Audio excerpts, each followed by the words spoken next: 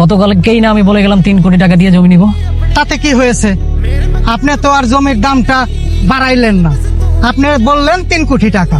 এখন আরেকজনের কাছে 3 কোটি 10 লক্ষ টাকা পাইছে, এর কারণে সে জমি অন্যজনের কাছে বিক্রি করে দিচ্ছে। কে কিনেছে জমিটা?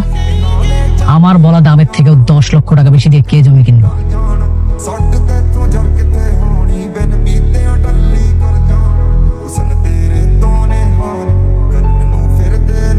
অনেক তুই অবাক হচ্ছিস? তোর পছন্দের একটা জমি কিনে ফেললাম, এটাই তোর চোখ কপাল উঠে গেল? অবাক হই নাই। তুই এত টাকা কোথায় পেলি? 2 দিন আগেও তো তুই টাকার জন্য আমার কাছে পা ধরতে গেছিলি। সবে তো মাত্র শুরু, আজ থেকে তুই নিচে নামার দিন গুনতে থাক। তোর আমি এমন অবস্থা করব, তুই কখনো সাহস করবি না কারোর সাথে বেইমানি করার। আমার কাছে মনে হচ্ছে যে এখন মনে হয় গেমটা জমে গেল রে। কারণ আগে তো শুধুমাত্র আমি বড় লোক ছিলাম, টাকার জন্য তুই আমার কাছে আসতিস।